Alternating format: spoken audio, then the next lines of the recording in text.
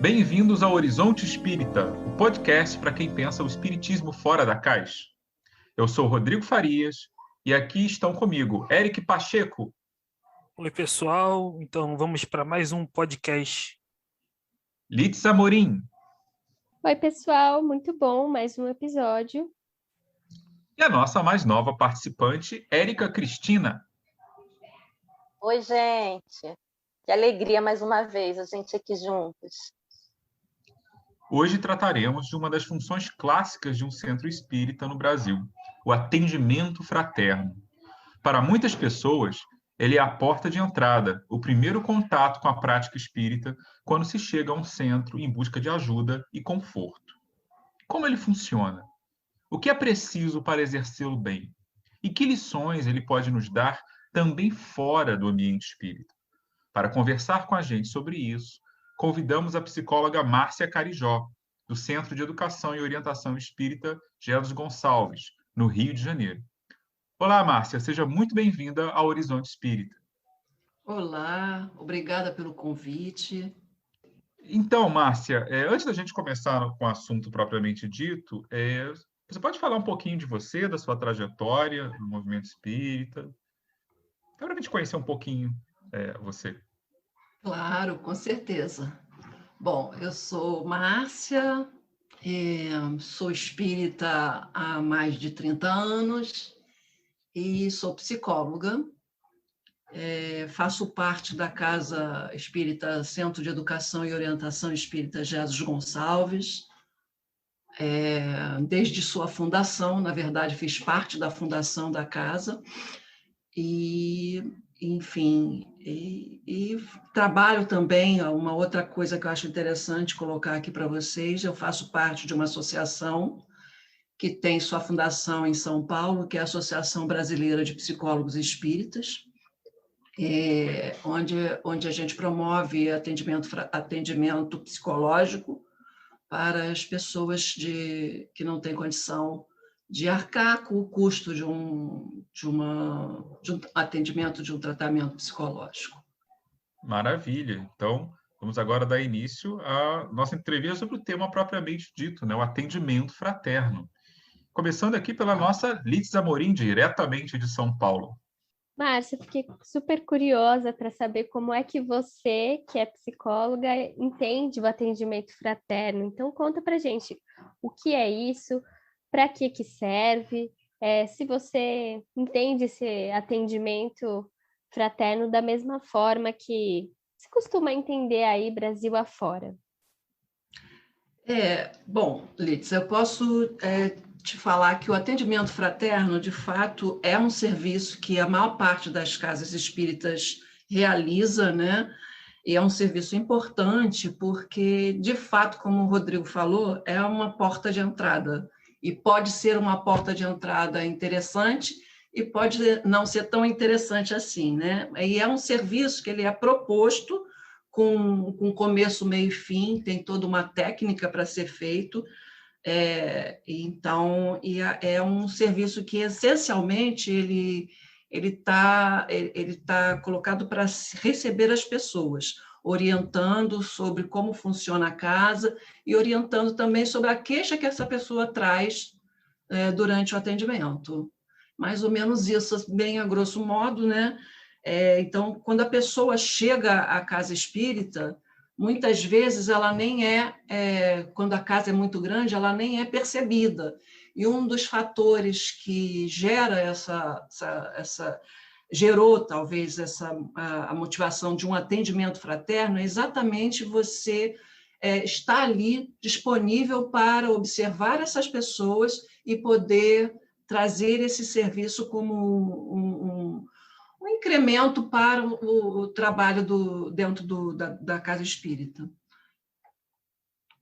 Eu acho que é isso, né? Então, é um local, é um momento que tem, geralmente, o atendimento fraterno, ele tem um tempo preciso de mais ou menos 20 minutos a meia hora, não mais que isso, porque não é uma proposta psicológica de tratamento ou de atendimento psicológico, é preciso haver essa diferença, né, que muitas vezes é confundida, mas é preciso que haja essa diferença entre uma coisa e outra. Então, a proposta principal do atendimento fraterno é acolher essa pessoa que chega geralmente em sofrimento, é acolher essa pessoa na sua dor, né? Esse seria o motivo central do atendimento fraterno. Então, Márcia, você acabou trazendo uma questão que está impulsionando a nossa segunda pergunta, né? Você já até adiantou para a gente. E que seria isso, né? Que tem essa ideia no espiritismo que as pessoas chegam ou pelo amor ou pela dor. Então, você pode desenvolver um pouco melhor essa ideia que você trouxe de que esse acolhimento através do atendimento fraterno seria voltado para aqueles que estão chegando pela dor? Seria isso?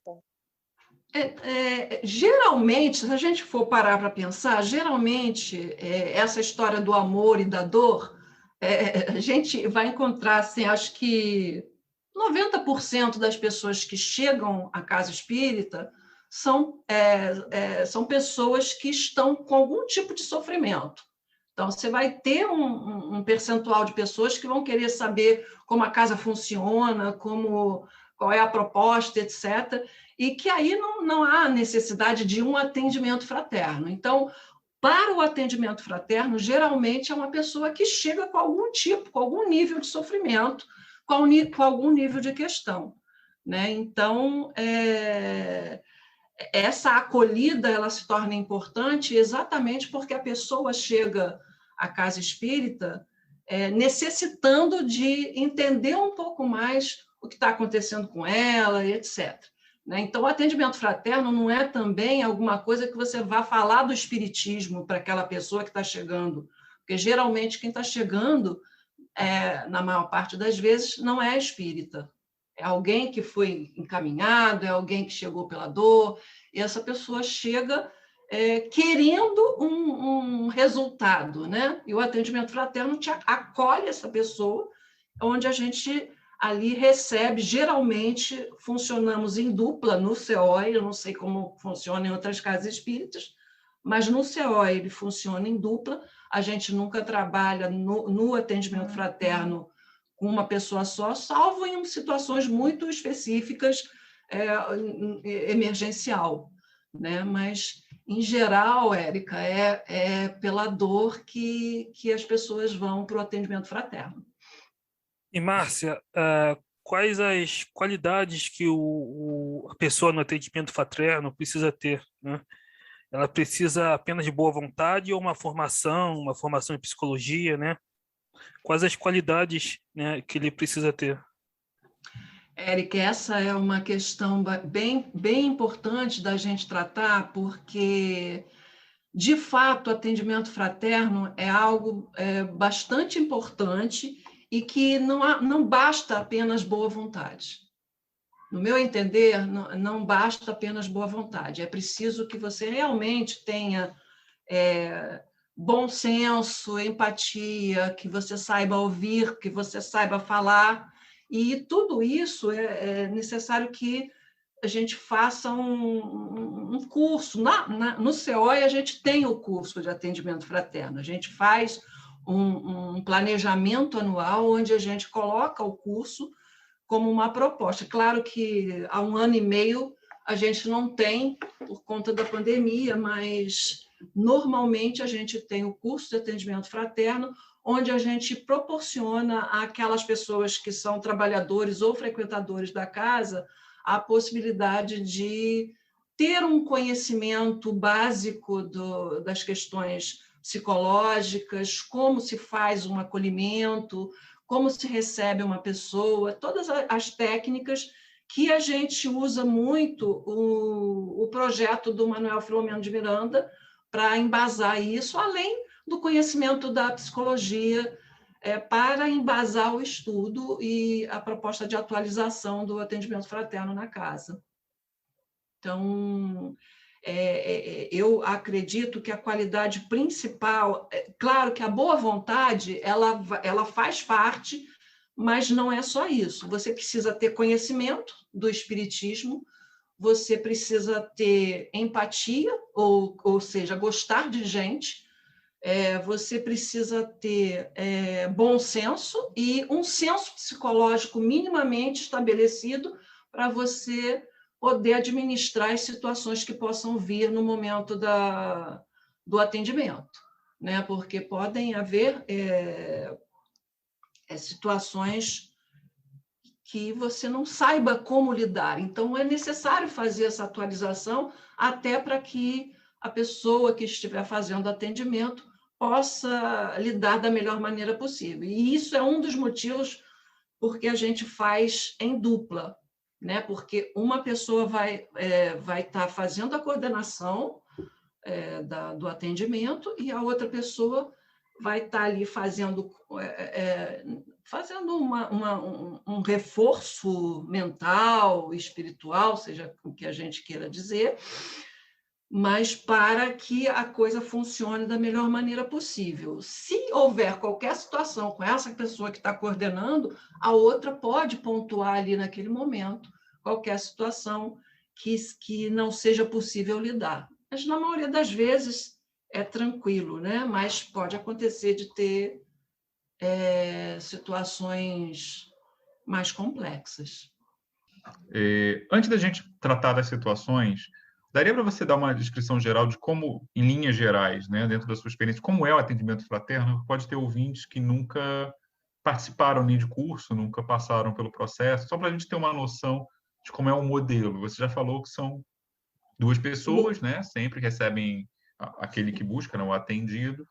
Mas e aí? Eles vão para uma sala, eles ficam num lugar aberto, tem prece, não tem passe, não tem? Para a gente visualizar, assim, quem nunca viu antes um atendimento fraterno, como é que a coisa funciona em linhas gerais?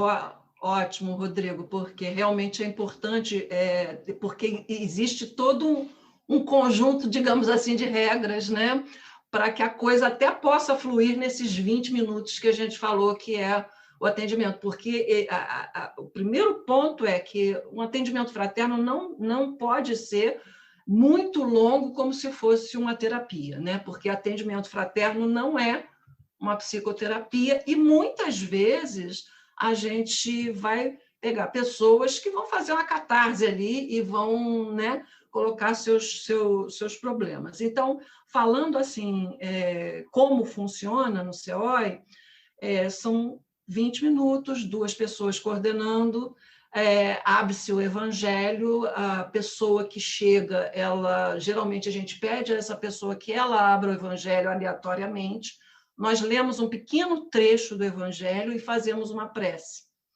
né? E aí a gente deixa que a pessoa fale. É importante dizer que é fundamental que a pessoa se expresse o máximo que ela puder. Então, um dos pontos chaves para a gente colocar aqui é que o atendente fraterno ele vai falar o mínimo possível. Ele não está ali para ficar dando doutrinação de nada. Ele está ali para acolher a pessoa na sua dor e na sua angústia. Então, a pessoa fala, obviamente, quando a pessoa começa a ter uma fala repetitiva, aí é o momento onde a gente vai colocar a nossa posição e o que a gente fazer com que a pessoa possa entender o que ela de fato está fazendo ali. Nós, então, fazemos esse processo e, no final, a gente faz encaminhamentos, deixando a pessoa livre para escolher o que ela deseja fazer. Quais são os encaminhamentos possíveis? Para os cursos, para as palestras que a casa oferece e para os serviços sociais que a casa tem. Então, esses são alguns encaminhamentos que a gente pode dar nesses 20 a 30 minutos de atendimento. Não sei se eu respondi, Rodrigo, mas é mais ou menos formatado dessa maneira. É mais ou menos como se você dissesse para a pessoa o que a casa pode fazer por ela, digamos assim. A gente diz isso, mas a gente sempre deixa a pessoa perceber o que ela precisa. A gente não faz encaminhamentos, você tem que fazer isso, você tem que fazer aquilo. Isso não existe dentro de um atendimento fraterno sério. Não é você tem que fazer. é uma sugestão. Então, a gente sugere, a gente faz encaminhamentos de sugestão. A gente tinha na casa, né, quando a gente estava no presencial, o atendimento de fluidoterapia ou o passe, né? E muitas vezes, muitas pessoas vão para o atendimento fraterno com essa ideia de ir para um tratamento espiritual, tratamento de fluidoterapia, né? Já vão com a ideia de chegar lá para tomar o passe como um recurso para ficar bem, porque foram orientadas e etc. Muitas vezes a pessoa vai com esse objetivo de ir para um tratamento de fluidoterapia, e ali no atendimento fraterno a gente percebe que não é oportuno fazer esse tipo de encaminhamento inicialmente. E inicialmente a gente vai dizer o que a casa oferece em termos de entendimento do que é o espiritismo, de como o espiritismo funciona, que a pessoa possa entender de fato o que ela está fazendo ali, e ela mesma perceber isso. É um despertamento próprio, né? Isso naquelas pessoas que não têm a menor noção do que seja o espiritismo, mais ainda os primeiros encaminhamentos são para que vá assistir uma palestra pública, né? Ou fazer algum curso inicial para que possa entender um pouco mais do que a doutrina ou o espiritismo possa nos proporcionar. Eu fiquei curiosa em saber, né, o que você acha, se você pudesse dar para a gente alguns exemplos dos casos mais comuns e alguns casos que você ache, alguns casos típicos que você ache mais delicados, que a pessoa precisa ter uma sabedoria, uma preparação especial para fazer. A gente tem ideia de algumas coisas, né? Por exemplo, a gente trabalhou semana passada o tema do acolhimento de enlutados no centro espírita, né? Imagino que isso apareça. Sim. Mas talvez, se você tiver outros exemplos, só para matar nossa curiosidade. Não, com certeza. Bom, a gente pode receber de todo tipo de coisa. Muito frequentemente, a gente recebe situações que estão ligadas ao fator emocional, a situações psicológicas. Muito frequentemente, a gente recebe pessoas em depressão, pessoas com nível de ansiedade muito grande, pessoas com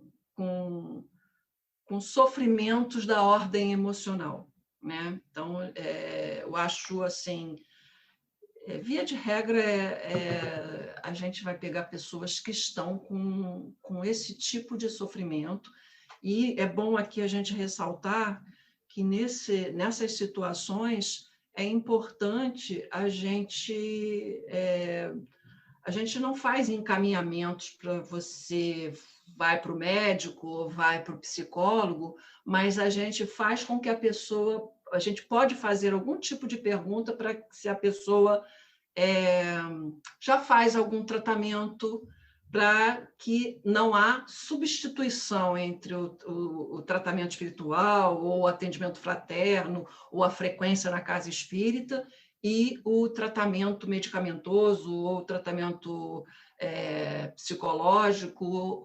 São coisas diferentes, e é importante que a pessoa entenda isso, né? Que o fato de estar numa casa espírita e estar fazendo um atendimento e está começando a frequentar uma casa espírita não deve ser um motivo para ela abandonar seus tratamentos em outros lugares.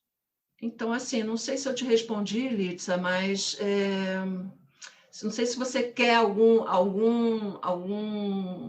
exemplo mais concreto, né?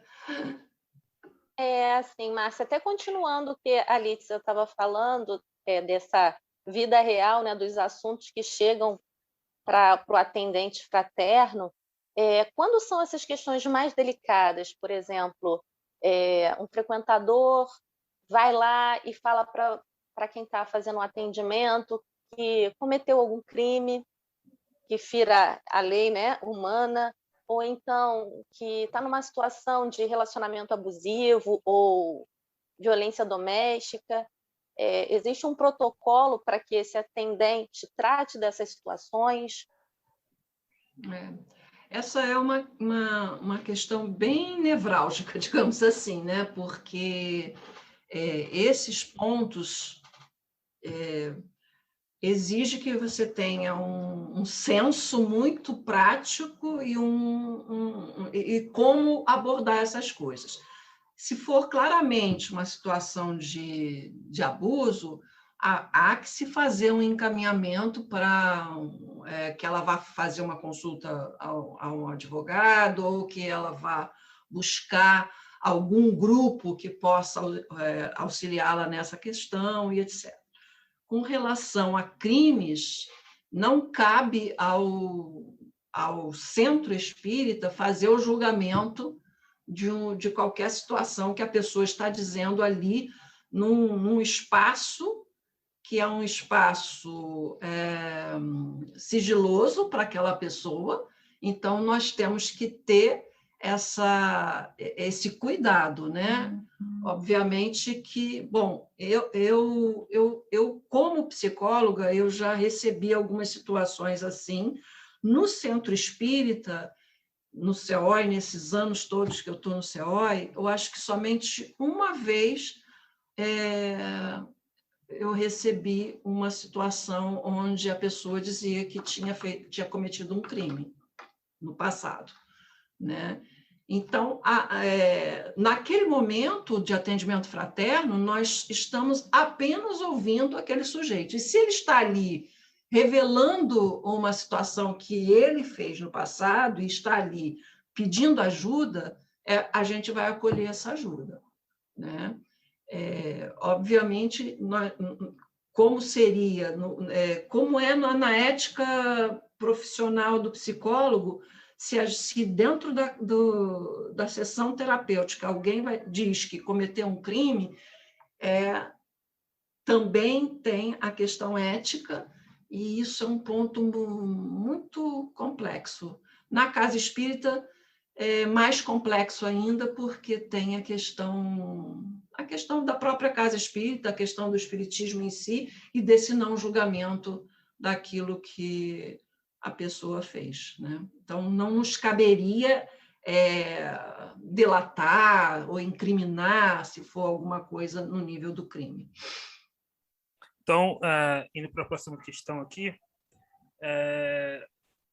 seguindo a pauta, eu quero perguntar, então, o atendimento fraterno ele tem um componente de mediúnico, a gente pode falar isso? Ele tem um componente da mediunidade, tanto da inspiração quanto da mediunidade mais ostensiva?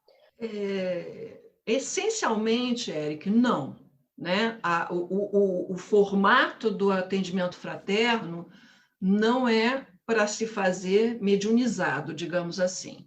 O que a gente pode dizer que seria um componente mediúnico é que, naquele momento, a gente se prepara para fazer o atendimento e, com isso, a gente tem o que é a mediunidade básica, que é a mediunidade intuitiva.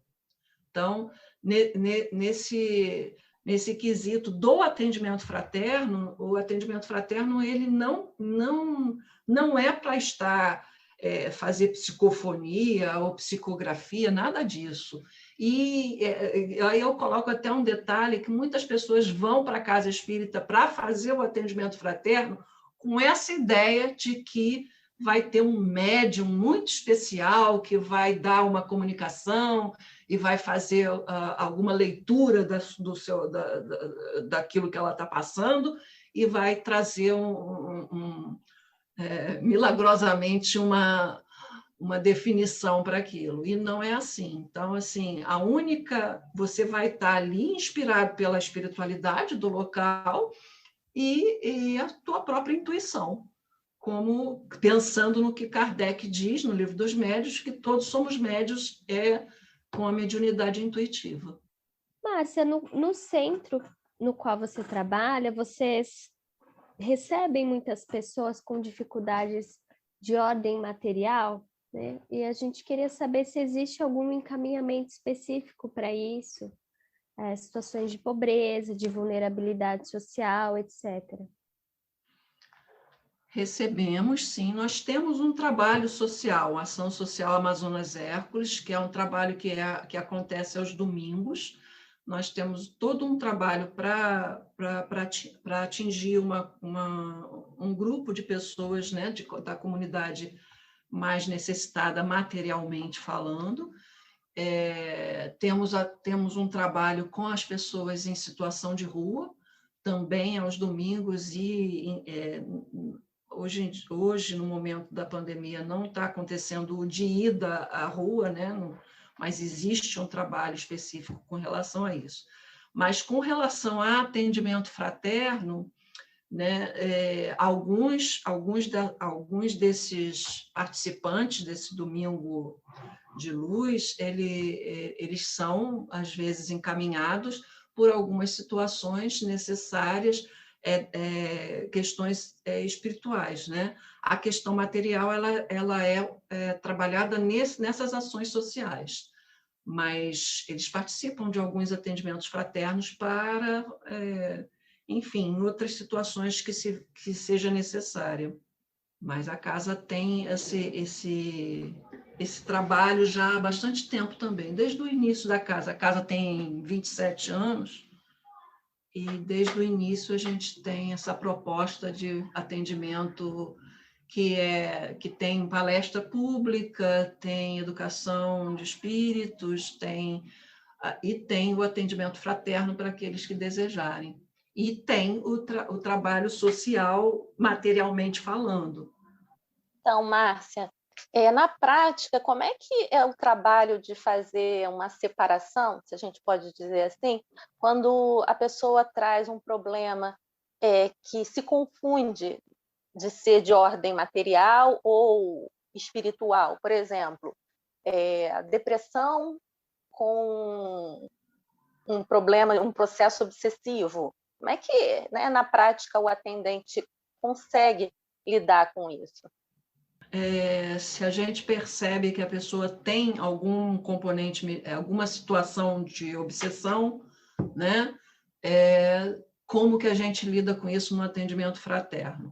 A gente não vai, em hipótese alguma, dizer para a pessoa que ela está com algum tipo de obsessão, né? A gente vai fazer um encaminhamento, como eu falei anteriormente, para que a pessoa vá assistir palestras. Né? A pessoa que está ali com alguma situação que se confunda entre o que possa ser uma questão emocional, o que possa ser uma questão espiritual, a gente vai encaminhar para que ela vá para a palestra pública, para que ela possa escutar o que os palestrantes vão falar, os estudos, etc. Às vezes a gente nem encaminha para nenhum estudo, o encaminhamento vai ser apenas para a palestra, para que essa pessoa possa começar a absorver, aos poucos, aquilo que está sendo dito nas palestras, né, que são temas dentro do espiritismo, que ela vai, para que ela possa ir se organizando. Então, normalmente não vai ser colocado, não vai ser encaminhado para nenhum outro tipo de trabalho, enfim. O máximo que pode acontecer, mesmo sem a pessoa saber, a gente tem as irradiações, né? É colocar o nome da pessoa na irradiação para pessoas com alguma situação, seja ela com alguma obsessão ou algo parecido. Então, acho que seria mais ou menos isso. Então, assim, não adianta chegar se autodiagnosticando, digamos, olha só, eu estou com um monte de encosto atrás de mim, eu preciso que vocês tirem, e tipo, como se fosse um fast food espiritual, né? Tipo, tira do que está atrapalhando a minha vida e ponto.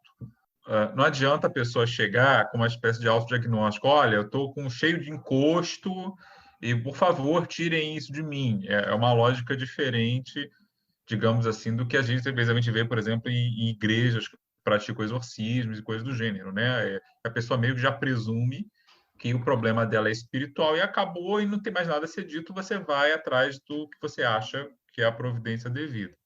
É uma outra pegada, se eu estou entendendo bem. Não é isso? É completamente diferente, Rodrigo, é completamente diferente. Na verdade,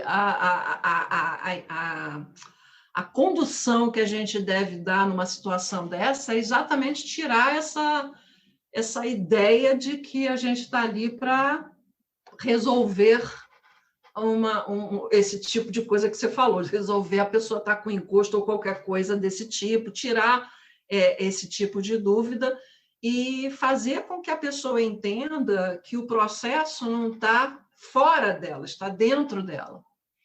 Né? Então, que inclusive, quando a pessoa acha que ela tem um espírito perseguindo, ou acoplado, ou seja o que for, ela entender que ela faz parte desse processo.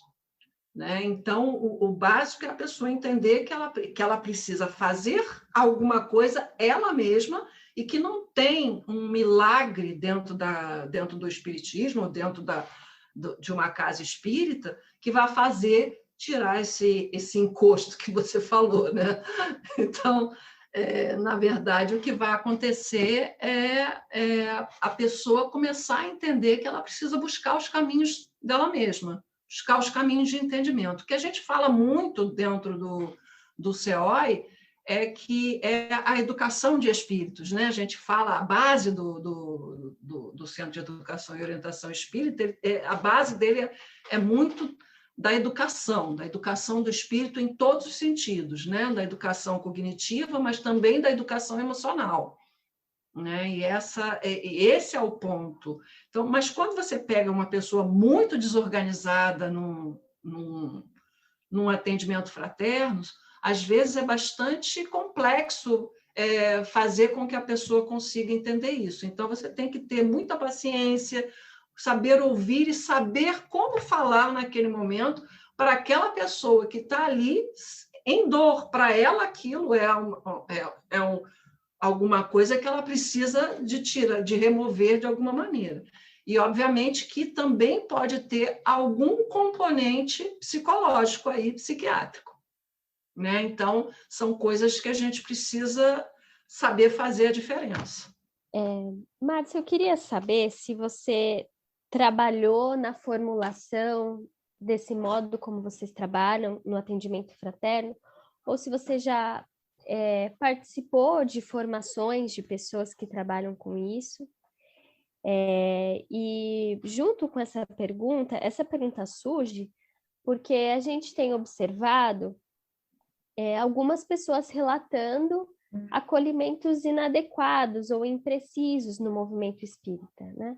Então, às vezes, acontece da pessoa chegar no centro espírita e ouvir alguns chavões do tipo: você precisa superar esse luto logo, porque o espírito que morreu vai ficar sofrendo lá do outro lado. Ou, por exemplo, no caso de mortes coletivas ou mortes trágicas, de repente surge de não sei aonde uma explicação: era um karma, o espírito foi muito mal. Ou, por exemplo, às vezes acontece, né, numa palestra espírita, uma certa simplificação da ideia de perdão, né? Não, a gente tem que perdoar, é uma obrigação de perdoar. Então, assim, esses exemplos eu dei para perguntar o que você acha que é importante na formação das pessoas para o atendimento fraterno, o que você acha que precisa ser melhorado no movimento espírita para que o acolhimento não vire, não traga assim, umas ideias um pouco, que podem até ser um pouco violentas com aquele que vai ser acolhido, né?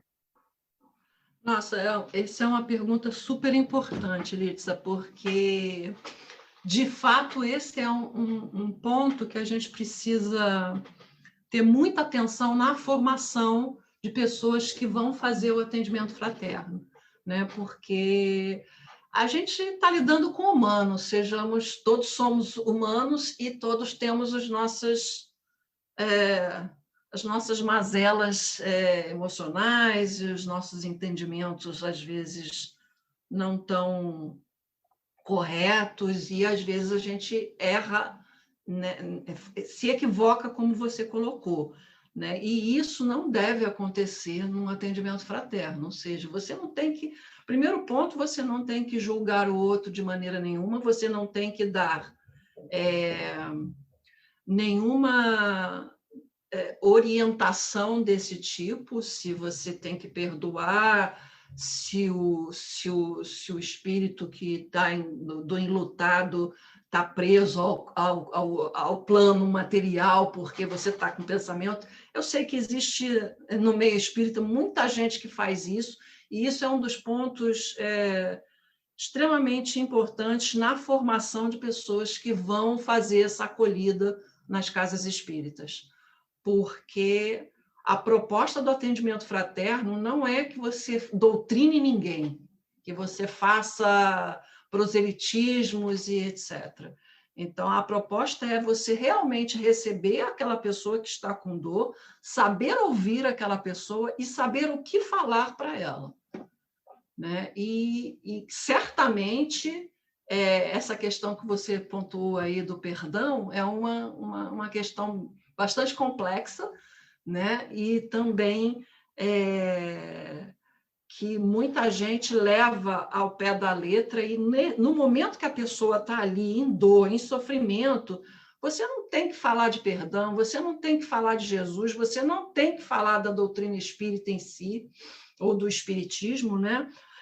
Porque a pessoa está ali para falar da dor dela e entender o que está acontecendo com ela através da própria fala daquilo que a gente dá como resposta, não como resposta de fala direta do que é isso ou aquilo, e sim como resposta de atenção, né? de ter um olhar atento para aquilo que a pessoa está dizendo.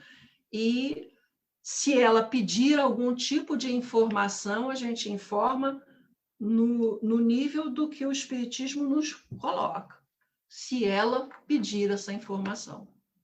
Se a pessoa pede a informação, você pode dar essa informação. Então, ela não parte de você de ficar querendo doutrinar a pessoa que está ali, dizendo que ela tem que fazer isso ou aquilo. É importante a gente...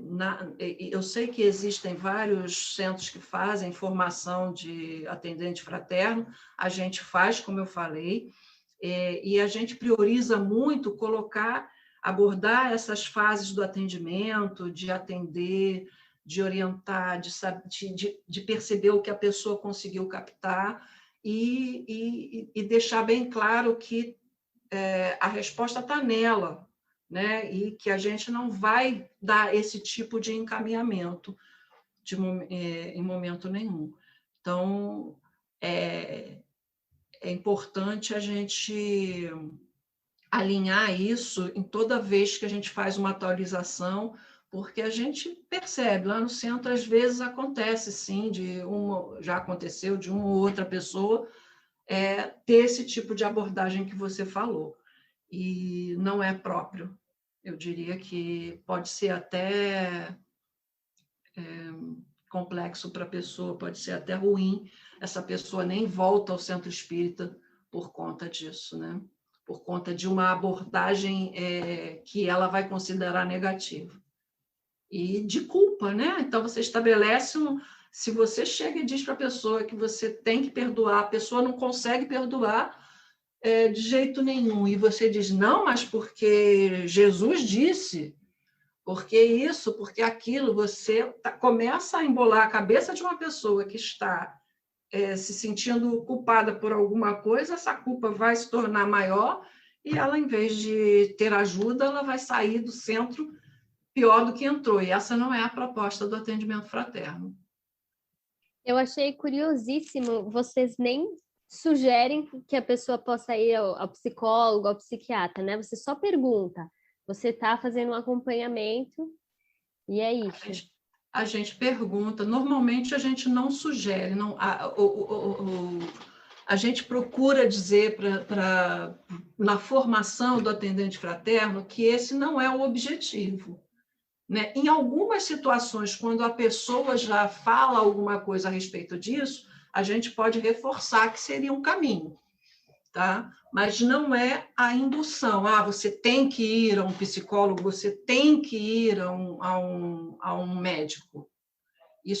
A pessoa vai percebendo e se ela fala, a gente pode, porque eu estou sentindo isso, porque eu estou muito triste, porque eu não saio da cama, porque isso, porque aquilo, acho que eu estou em depressão. A própria pessoa fala a respeito da sua dor, você pode fazer a pergunta, mas você já procurou um médico? Não falamos psiquiatra normalmente, porque existe um preconceito muito grande com relação à psiquiatria, né? Como se psiquiatria fosse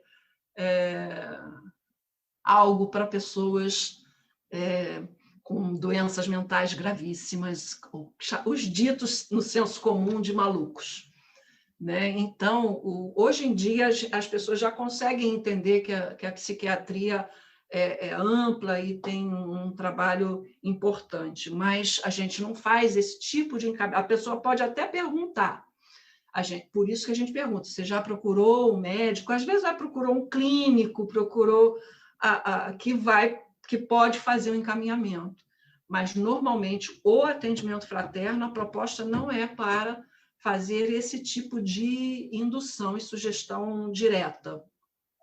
A sugestão pode ser indireta a partir do que ela disser, do que a pessoa que está no atendimento disser. Uma coisa meio socrática, né? Pela pergunta, você já apresenta a ideia sem você ter que impor, né? Exatamente, Rodrigo. É nesse caminho que a gente faz com que a pessoa possa, ela mesma, ter a possibilidade de entender o que está acontecendo com ela e buscar o caminho de ajuda, de autoajuda. Porque, na realidade, é tirar essa ideia de que é um trabalho espírita que vai fazer você ficar bem. O que a gente vê nas casas espíritas é isso que eu já falei anteriormente, que é no trabalho de tratamento espiritual ou fluidoterapia, que a pessoa quer ir para o atendimento de passe porque ela acha que no passe ela vai encontrar a cura dela, né? Então, e essa cura não está pura e simplesmente no trabalho de passe. Na verdade, essa cura ela está dentro daquilo que ela se propõe, ou seja, na psicologia a gente vai sempre pontuar que a transformação do indivíduo ela só vai acontecer quando você utiliza o seu esforço e a sua vontade no sentido de fazer uma reformulação e um autoconhecimento. É um despertamento próprio. E no Espiritismo, no atendimento fraterno, você também vai fazer esse processo de percepção de como você funciona e o que está acontecendo com você, né? Porque é isso, né? É a própria pessoa que vai conseguir captar o que ela pode fazer por ela mesma. Quando ela entende isso, ela começa a caminhar. Enquanto ela busca no externo, e isso a gente vai ver pessoas buscando no externo frequentemente, né? Um outro detalhe que eu não falei quando falei como funciona o atendimento fraterno, um outro detalhe é que o atendimento fraterno ele não é para ser um monte de vezes, né? A gente faz um atendimento fraterno daquela pessoa e pode ser que faça um segundo atendimento logo em seguida para um ajuste, aquela pessoa pediu, e normalmente não vai ser com a mesma dupla, não precisa, até para que a pessoa não fique considerando aquele atendente como o salvador da pátria. Então, Márcia, Oi, fala. Desculpa, só para pegar também esse gancho, o atendimento fraterno ele pode ser um recurso de acolhimento ao trabalhador da casa espírita, que eventualmente esteja passando por um período, né, de desafio muito grande e que esteja necessitando de uma troca ali, de uma conversa. E se, em caso positivo, se for, eu gostaria de saber como é que é a sua experiência nesse trabalho, se geralmente os trabalhadores costumam recorrer a esse recurso.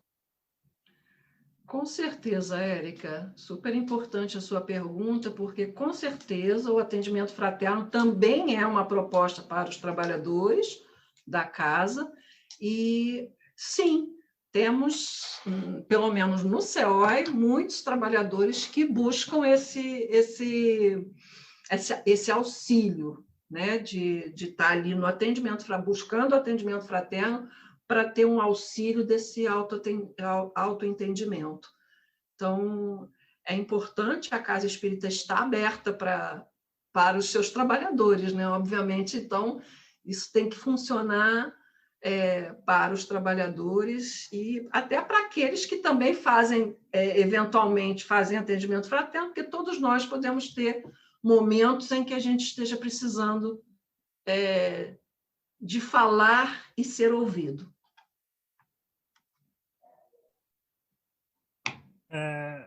Então, queria aproveitar, né, já que a maioria dos centros talvez não tenha voltado ainda, perguntar como é que o trabalho desse atendimento fraterno tem sido feito durante a pandemia, né?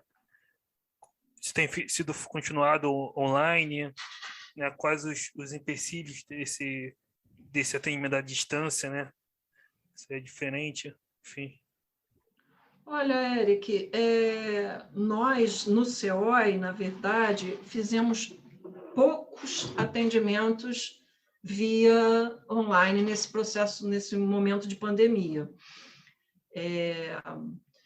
Mas eu acho que funciona, assim como tem funcionado os atendimentos psicológicos via online, né? Porque está praticamente todo mundo trabalhando nesse esquema. Eu acho que funciona, sim. É melhor fazer online do que não fazer quando a pessoa precisa. Então, a gente tem feito esporadicamente, não ficou uma coisa esquematizada nesse processo da pandemia, não ficou esquematizado para nós no CEOI. Não sei em outros centros espíritas como ficou, mas para nós no CEOI não foi uma coisa muito esquematizada como foram alguns cursos e as palestras que estão acontecendo via Zoom e via Facebook e YouTube. Né? Então, assim, fizemos alguns, mas a partir de uma busca de algumas pessoas que buscam a vice-presidente ou buscam o vice-presidente da casa para que seja feito o atendimento. E aí eu fiz 2 deles e fiz sozinha, né? Aí foi um pouco diferente porque não foi no formato de dupla, mas foi feito.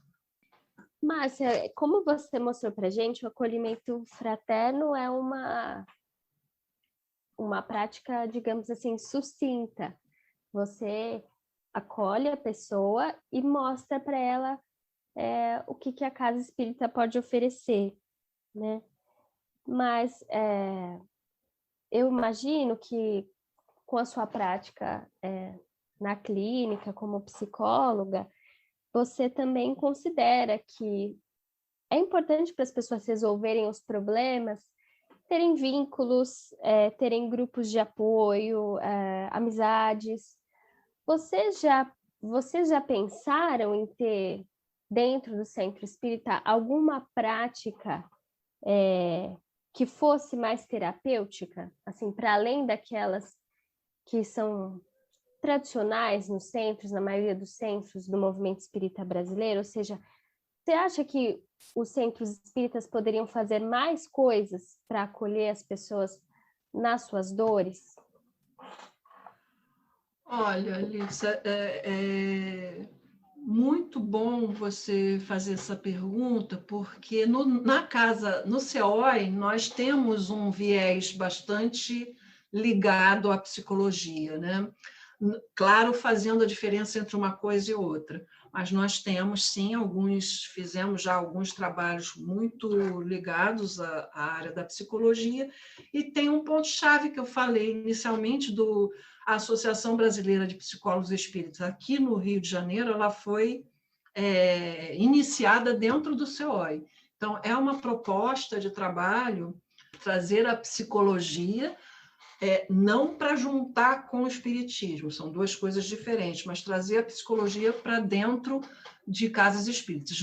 Em São Paulo, várias casas espíritas têm pontos de apoio psicológico, fazendo a separação entre uma coisa e outra. Então, lá no CEOE a gente funciona, tem uma sala específica da Associação Brasileira de Psicólogos Espíritas, onde se atua fazendo psicoterapia breve, que é o objetivo da ABRAP, da Associação Brasileira de Psicólogos Espíritas. Então, a gente faz, sim, algumas coisas, alguns trabalhos ligando essas duas áreas, né? Tanto a ciência espírita como a ciência psicológica, porque a gente entende que educação de espírito, a base da educação está no fator, na inteligência emocional, juntando com a inteligência cognitiva e a inteligência espiritual. Então, esses são fatores preponderantes para que a gente consiga fazer essa trajetória de transformação. Então, a gente tem também na casa o curso, né, de Joana de Ângeles, que proporciona para muitas pessoas, o objetivo não é psicoterapia, o objetivo é de trazer aquilo que a Joana de Ângeles traz como recurso para autoconhecimento dentro do espiritismo. Mas, muitas vezes, ele funciona como terapêutico para algumas pessoas. Nós fazemos, né? Então, são cursos que têm dinâmicas, que são dinâmicos, então dá essa possibilidade de que a pessoa tenha esse entendimento mais amplo de autoconhecimento. O que seria a psicoterapia breve? Psicoterapia breve isso está totalmente ligado à psicologia, tá? Não tem nada a ver com espiritismo, aqui pontuando bem, deixando bem claro. Então, psicoterapia breve é um modo de psicoterapia que dura um tempo mínimo de 3 meses e máximo de 9 meses. Então, tem em várias teorias, tá? Então, tem psicoterapia breve psicanalítica, junguiana, tem psicoterapia breve gestalt, de várias áreas. Dentro da psicologia, existe esse trabalho que é uma psicoterapia mais focada.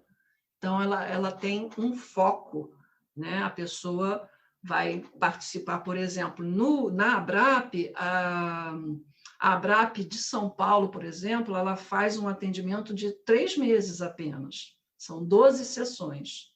Então, ela é breve e brevíssima, né? E aí é bem focada na questão principal que o sujeito traz naquele momento.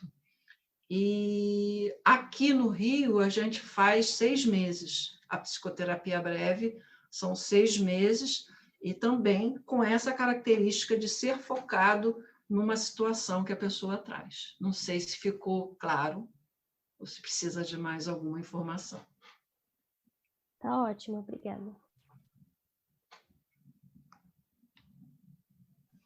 Bom, Márcia, expandindo um pouco para além do atendimento fraterno em si, como é que eu vou dizer? Peraí, deixa eu ver a formulação da pergunta para eu repetir aqui. Está aqui. Tá. Bom, Márcia, então, indo além da questão do atendimento fraterno propriamente dito dentro do centro, né,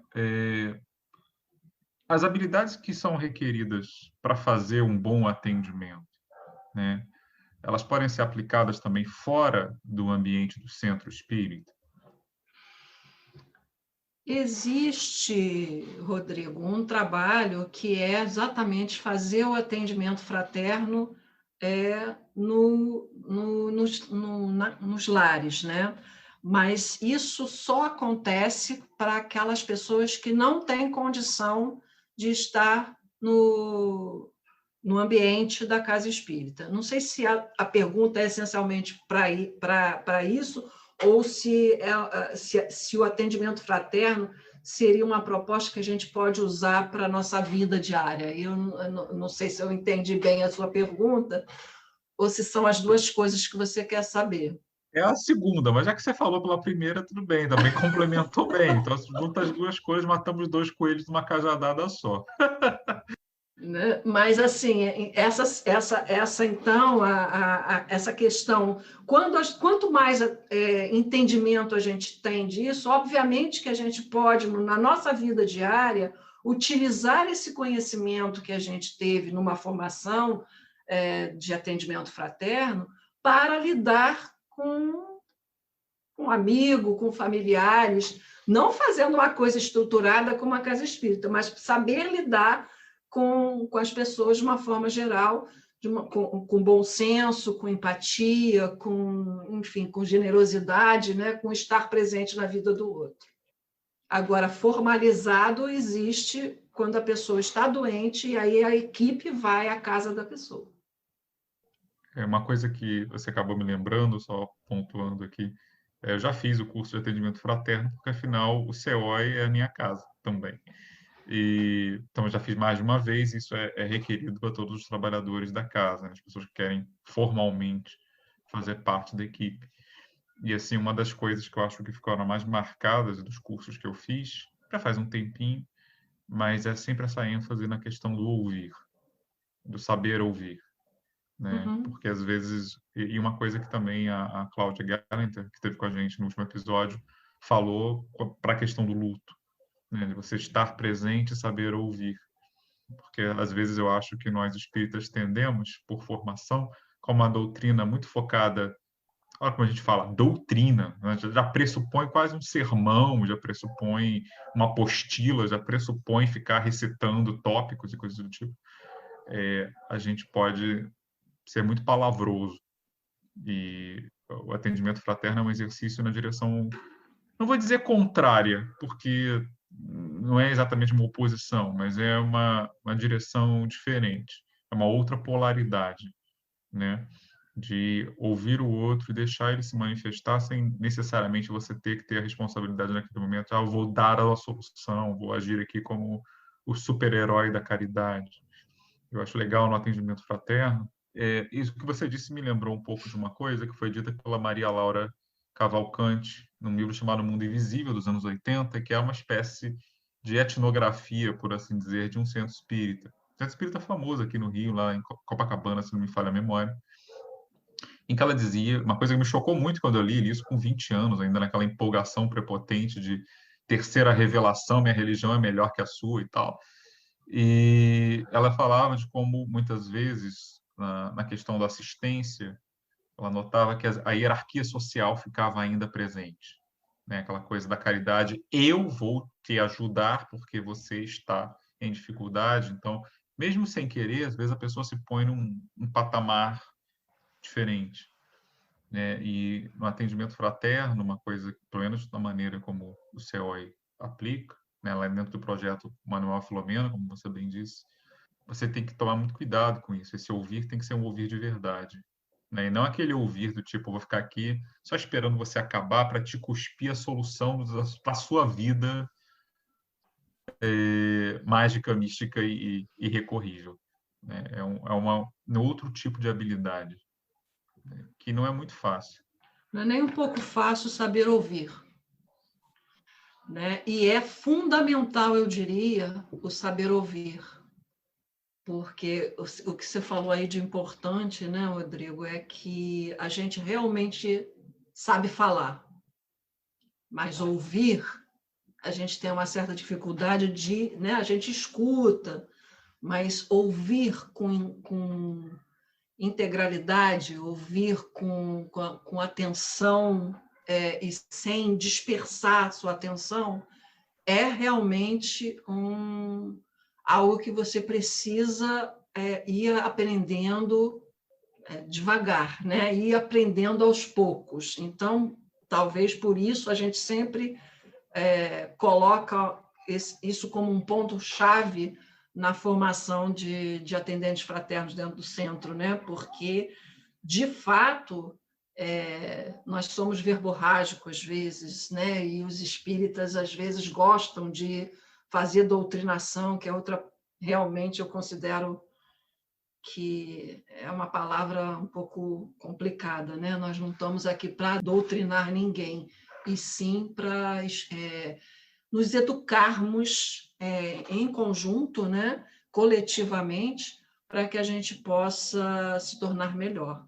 Então, o saber ouvir é a regra básica para que a gente possa, de fato, fazer isso na casa espírita, na rua, no trabalho, em casa, onde quer que a gente esteja, que a gente possa realmente ter essa escuta, tirando de lado o nosso ego. Aquilo, né, que geralmente, o que acontece? Quando a pessoa começa a falar, você já começa a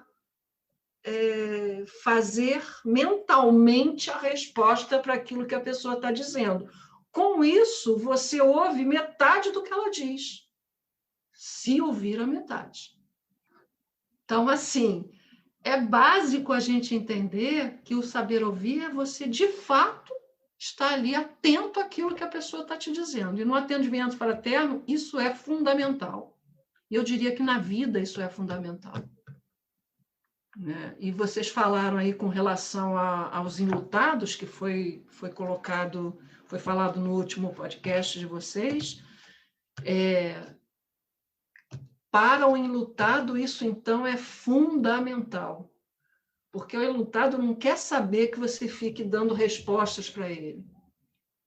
Né? Então, você precisa ouvir. Às vezes, obviamente, que ele vai pedir respostas, mas, normalmente, o que é mais presente é a necessidade de falar, a necessidade de colocar ali o seu luto. E o que a gente vai ter que fazer é acolher.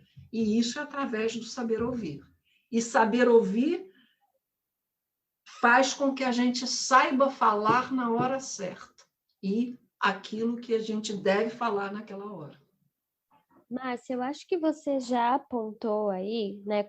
Quando você fala sobre saber ouvir, você está mobilizando de alguma forma um saber que também está na psicologia, né? Quando a gente fez quando a proposta do nosso programa e também a proposta dessa série na qual a gente está entrevistando psicólogos, é pensar se a gente pode realmente fazer diálogos ou aprimorar a nossa forma de ser espírita a partir de outros saberes. Então, eu te pergunto, você acha que a sua formação na psicologia, as coisas que você leu, te ajudou ou transformou de algum modo a sua forma de ser espírita, aprimorou a sua forma de ser espírita? E, por outro lado, você acredita que ser espírita também te ajuda a ser psicóloga de alguma forma? Exatamente, Lídia. Eu estava aqui pensando, as duas coisas se combinam na minha vida. Né? Eu diria que uma coisa e outra se completam no sentido da orientação que eu dou, tanto para a minha vida pessoal, quanto para o meu trabalho como psicóloga e como espírita. Né? Então, eu costumo dizer que o espiritismo foi a base, porque eu me tornei psicóloga já sendo espírita. Então, o espiritismo é a minha base no sentido do entendimento do ser humano, desse entendimento que o espiritismo me dá. E a psicologia me trouxe a possibilidade de ampliar isso por um outro viés. Então, eu consigo fazer essa união de uma forma que eu considero bastante produtiva, sem uma coisa interferir na outra, que fique bem claro, né? Isso é uma coisa que a gente sempre fala na ABRAP, né? Que nós somos uma associação de psicólogos espíritas, mas a gente não faz psicologia espírita, porque não existe psicologia espírita. Né? Academicamente falando, psicologia e espírita não existe. Então, a gente, no momento em que a gente está no consultório, a gente é apenas uma pessoa encontrando outra que está precisando de ajuda.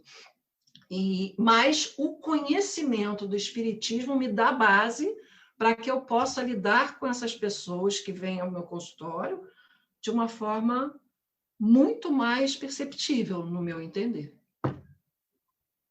Então, uma coisa ajuda a outra, sim. Não sei se eu te respondi. Respondeu sim, eu estou pensando agora. Obrigada. Márcia, alguns espíritas acham que o conhecimento parou em Allan Kardec, que o espírita só deve ler Allan Kardec. O que você acha disso? Quando eu fiz a pergunta, eu fiquei pensando, você considera que os saberes psicológicos te fizeram olhar a vida com mais complexidade? Talvez, não sei, trazendo mais questões, e aí você volta para o Kardec de uma forma mais rica? Ou não? Sim, com certeza. Eu discordo plenamente dessa história de que tenha que se parar em Kardec.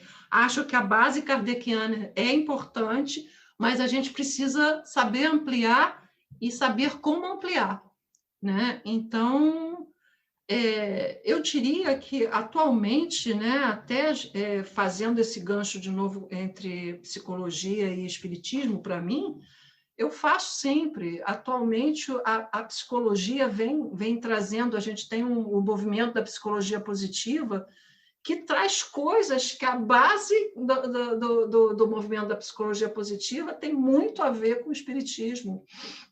Então, e não tem como a gente negar isso. Outra coisa que a gente tem visto é a neurociência falando de coisas que o espiritismo já falava anteriormente, mas trazendo isso de uma forma científica. Isso é muito poderoso, isso é muito bom.